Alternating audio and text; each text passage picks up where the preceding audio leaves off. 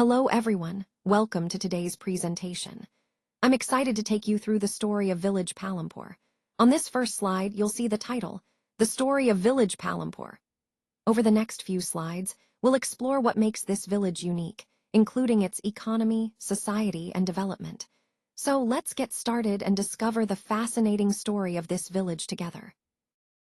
In this slide, we're looking at a summary of the chapter on non-farm activities in Palampur. We'll explore who provides the labor for these activities, which is a key question because understanding the labor force helps us see how the economy functions. We'll also consider whether there's a way to grow more from the same land, which ties into ideas of efficiency and productivity in farming. Next, we'll review how land is distributed among the farmers in Palampur, highlighting that land is fixed, meaning it doesn't change much over time. This fixed land impacts how farmers expand or improve their productivity. We'll also touch on the importance of the capital needed in farming, like tools, seeds, and fertilizers, and how access to capital can make a big difference. Additionally, we'll briefly introduce Palampur itself, its location and significance, so we understand the context of these activities. Lastly, we'll consider whether the land can sustain the current level of farming and activity, which is crucial for long-term planning and development. Overall, this chapter ties together the ideas of land distribution, labor, and capital, emphasizing how these factors influence the growth and sustainability of both farm and non-farm activities in Palampur.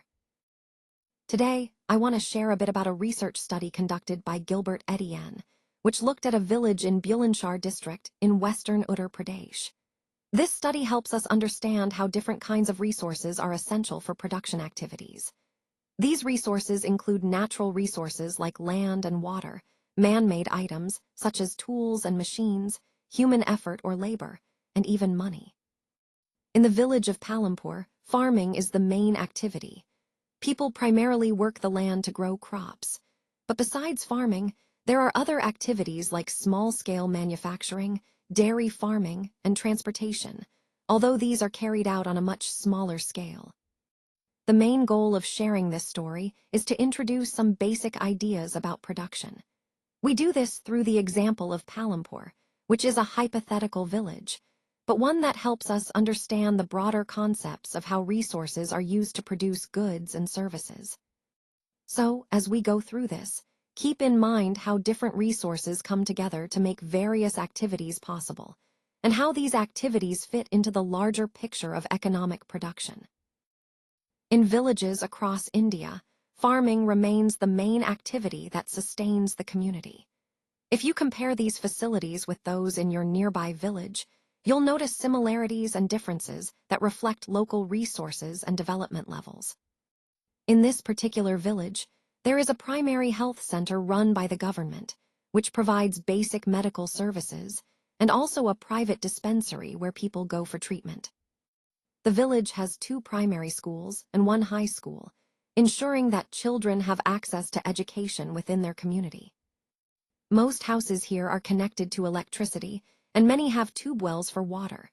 Small businesses also thrive, contributing to the local economy. Now, looking at the social structure, the scheduled castes, or Dalits, make up about 1/3 of the population. They live in a separate corner of the village in smaller houses, some built with mud and straw, highlighting economic disparities. On the other hand, the 80 upper caste families own most of the land. Their houses tend to be larger, built with bricks and cement plaster, indicating greater wealth and status. The total population here is around 450 families from various castes, showing a diverse community.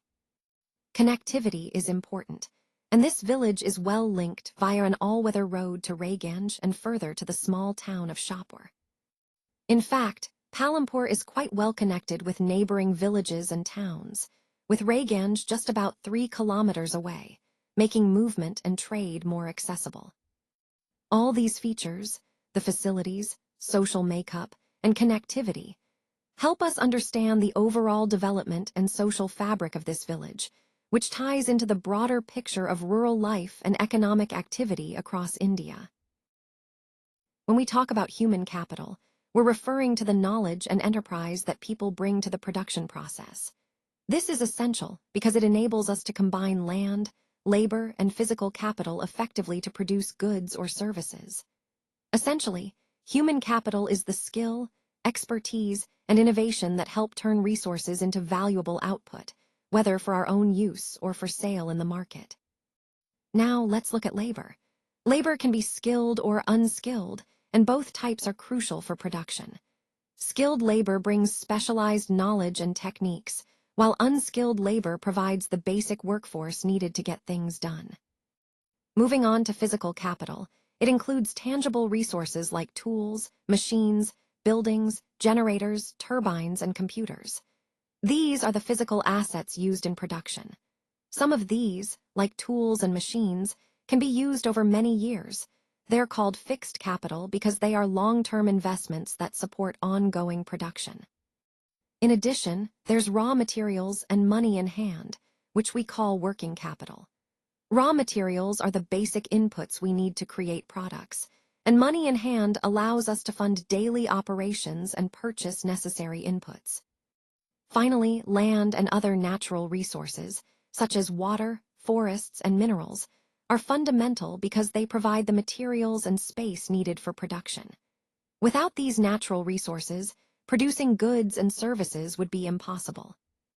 So, in summary, there are 4 key requirements for production: human capital, labor, physical capital, and natural resources. The main goal of all this is to produce the goods and services we want, and organizing these factors efficiently is what drives successful production. Some of the wastelands in the village have been converted into cultivable land, which means we've made use of previously unusable areas to grow crops. However, it's important to understand that there is no further scope to increase farm production by bringing new land under cultivation. The land area for farming is practically fixed, meaning it doesn't really expand anymore. Since 1960, in Palampur, there has been no expansion in the land area under cultivation. This is a crucial point because it shows us that our capacity to grow crops depends not just on farming techniques, but also on the amount of land available. Now, because the land area is limited, a large part of the population, about 75%, depends on farming for their livelihood. These folks could be farmers themselves or farm laborers working on others' land. Farming remains the main activity in Palampur, which highlights how vital land and agriculture are to the economy here. So, understanding that the land is fixed helps us realize the challenges faced in increasing farm output, and why farmers need to focus on improving productivity rather than just expanding the land. Let's go through some key points on crop cultivation and land use in Palampur. First, cultivating more than one crop on the same piece of land during a year is called multiple cropping. It's a very common way to increase production without needing more land. For example, in Palampur, part of the land is dedicated to sugar cane, which is harvested once every year. Sugar cane, either in its raw form or as jaggery, is sold to traders in Shapur. This is possible because Palampur has a well-developed system of irrigation, which ensures water supply throughout the year. Interestingly, electricity reached Palampur early on, helping to support these farming activities. Now, based on what you've learned about the crops grown here, I want you to think about the data in the table. The table shows the cultivated area over different years, from 1950-51 to 2014-15. Notice that the area has remained fairly stable, around 155 to 157 million hectares.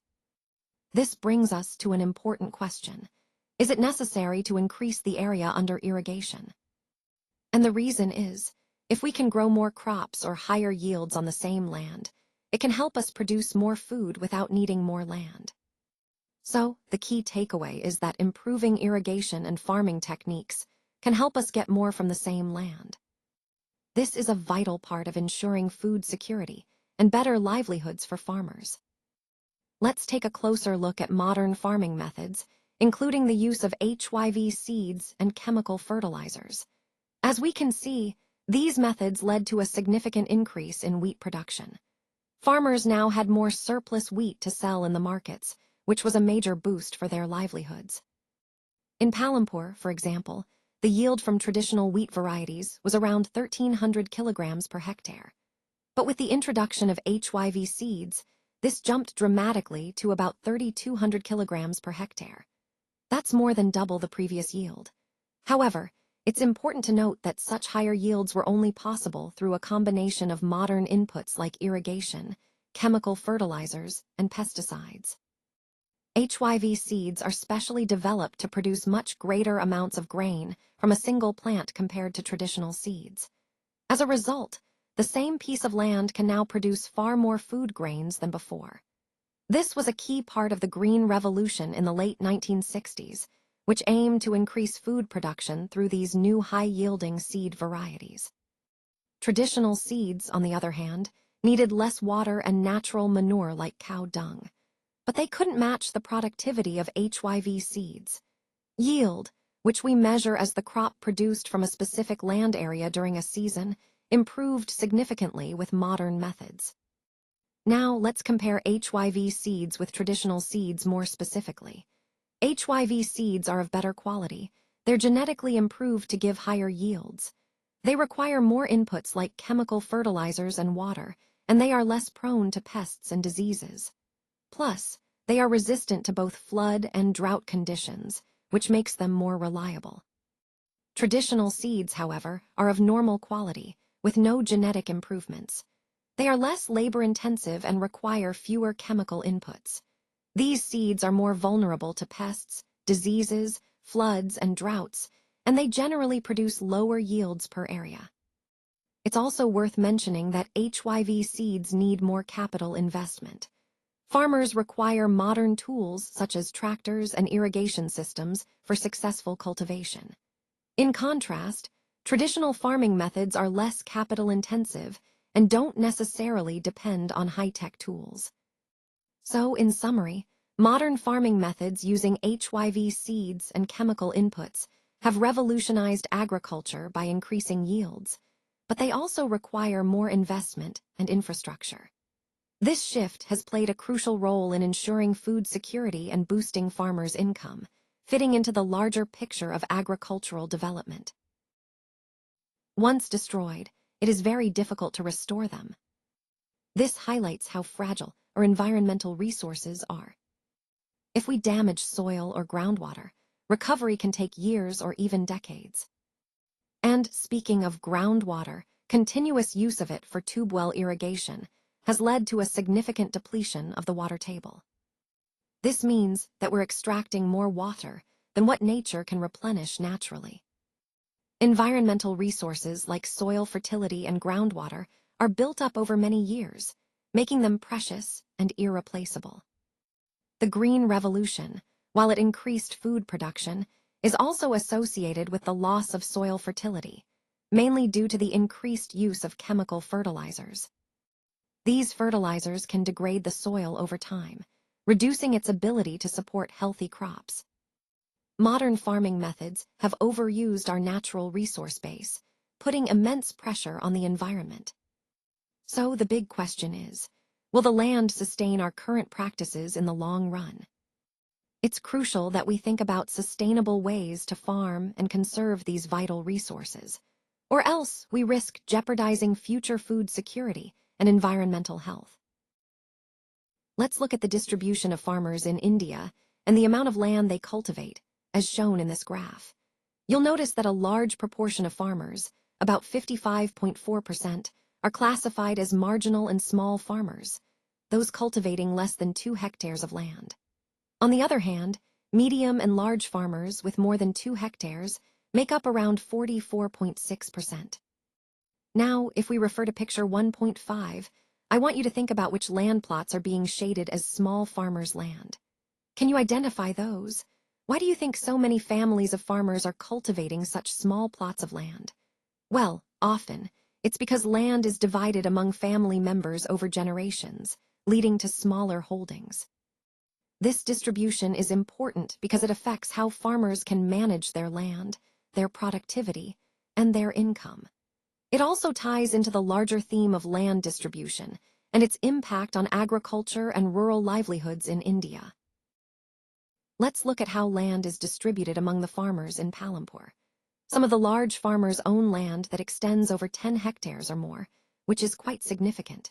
In fact, about 60 families of medium and large farmers cultivate more than 2 hectares of land each. If we think about the overall picture, more than half the area of the village is covered by these larger plots, indicating that a few farmers hold a substantial portion of the land. On the other hand, small farmers tend to have smaller plots of land that they cultivate. Now, when we consider the overall number of families in Palampur, around 1/3 of the 450 families are actually landless, meaning they don't have any land for cultivation at all. That's about 150 families. The remaining families, about 240, own land, but their plots are small, less than 2 hectares. Unfortunately, cultivating such small plots often doesn't generate enough income to support the farmer's family adequately. This brings us to an important point. Not everyone engaged in agriculture has enough land for a livelihood. This uneven distribution of land is a major issue because it affects the income and livelihood stability of many farmers. It's essential to understand how land distribution impacts the overall farming community and their economic well-being. There is heavy competition for work among the farm laborers in Palampur, so people often agree to work for lower wages. The government has set a minimum wage for farm laborers at Rs 300 per day as of March 2017, but in reality, many workers receive only about Rs 160 a day. Farm laborers might be employed on a daily basis for specific activities like harvesting, or even for the entire year. Unlike farmers, they don't own the crops grown on the land.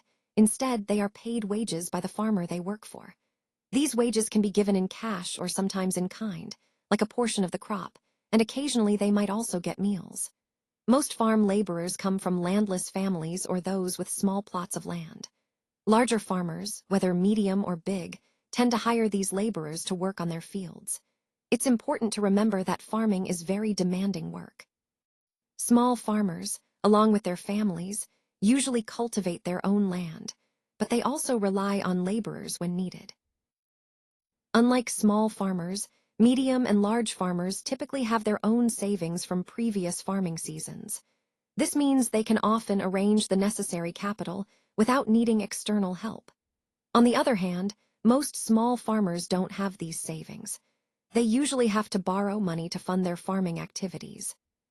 They borrow from large farmers, village moneylenders, or even traders who supply essential inputs like seeds and fertilizers. But here, the problem. The interest rates on these loans are very high. This puts small farmers under a lot of stress because repaying these loans becomes a heavy burden. And with modern farming methods, the amount of capital needed has increased significantly. Farmers now require more money than before to adopt new techniques and technologies. So, to sum up, the kind of capital a farmer needs and how they obtain it can greatly influence their success and sustainability in farming. Let's look at some examples of small-scale manufacturing in Palampur. For instance, Miss Rillal, who is an electrical mechanic, processes sugarcane into jaggery. He then sells this jaggery to traders in Shapur. This kind of activity shows how small-scale manufacturing works here: simple methods, small quantities, and local sales. In fact, fewer than 50 people are involved in manufacturing in Palampur, which highlights how limited and localized these activities are. Most manufacturing is quite basic, often done on a small scale, and involves simple production techniques. Now, dairy farming is another common activity among many families. People feed their buffaloes at home, and the milk they produce is sold in Raiganj, which is a nearby larger village. Interestingly, 2 traders from Shapur have set up collection and chilling centers right at Raiganj to help with the milk collection. This shows how small-scale activities like dairy farming are integrated into the local economy and connected to larger markets. Finally, it's important to note that only about 25% of the people working in Palampur are engaged in non-farm activities. This means the majority still depend on agriculture or related activities, but a significant minority is involved in other forms of work outside farming, contributing to the overall economy of the area. Now, let's look at how transport functions in Palampur. They ferry people and goods from one place to another in return for payment. You can see there are many types of vehicles on the road connecting Palampur to Rayganj. There are rickshawalas, tongawalas, jeep and tractor drivers, and even people driving traditional bullock carts. All of these provide essential transport services, helping people and goods move around efficiently. Transport is a fast-developing sector here, which means it's growing quickly and becoming more important for the village's economy and connectivity. Next, I want to talk about the differences in capital and labor between Karim and Miss Rillal. For example, Karim opened a computer class center. He employed 2 women in the village who had degrees in computer applications, which shows how he's investing in human capital. Because of his efforts, more high school students are now attending computer classes in good numbers. This highlights how investment in education and technology can contribute to development. Moving on to trade and stores, the small general stores in Palampur sell a wide range of items, things like rice, wheat, sugar, tea, oil, biscuits, soap, toothpaste, batteries, candles, notebooks, pens, pencils, and some cloth. These stores serve the daily needs of the villagers and are crucial for local trade. However, it's worth noting that people involved directly in trade or the exchange of goods are not very many in Palampur. This shows that most economic activities here are focused on farming and local services rather than large-scale trading. Finally, when we talk about shopkeeping, it's clear that small shops play an important role in providing everyday essentials. They are the backbone of local commerce, supporting the village's needs and contributing to its economy. All these aspects together give us a picture of how Palampur's economy is structured and how different sectors are developing. Let's take a moment to look at the different types of human capital. This includes labor, which can be skilled or unskilled. Skilled labor refers to workers with specialized training or education, while unskilled labor involves tasks that don't require specific skills. Both are essential for production.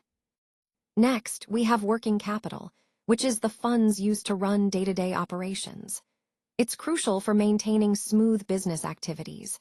Then there's fixed capital, which includes long-term assets like machinery, buildings, and equipment that help produce goods and services over time.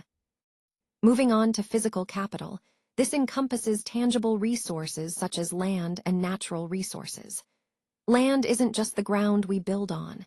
It also includes water, forests, minerals, things we extract and utilize for economic activity. All these elements are part of what we call the factors of production. They are the essential inputs that go into creating goods and services. Understanding these different types helps us see how resources are allocated and managed in any economy. Finally, to wrap up this chapter, remember that these factors are interconnected. Human capital, physical capital, and natural resources work together to drive economic growth and development. Recognizing their roles helps us better understand the broader picture of how economies function and grow. Let's take a quick look at the different non-farm activities in Palampur. First, we have transport, which is essential for moving goods and people, helping connect farmers to markets and resources. Next, small-scale manufacturing, such as turning sugarcane into jaggery, adds value locally and provides additional income sources. Then, shopkeeping, like running a computer classroom, shows how service activities support the community and generate employment. Lastly, dairy farming is a crucial activity, providing milk and other products that contribute to household income and nutrition.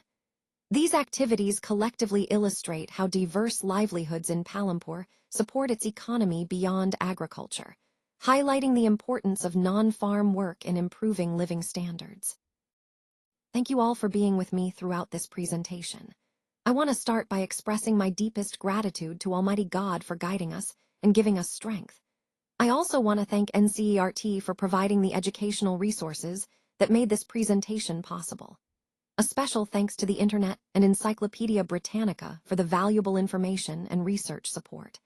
I am grateful to our principal for their encouragement and support, which helped us reach this stage. And finally, I want to thank each one of you, my viewers, for your time, attention, and interest. Your engagement truly motivates me. This vote of thanks is a small gesture to acknowledge everyone who contributed to making this presentation meaningful. Thank you once again for your support and presence.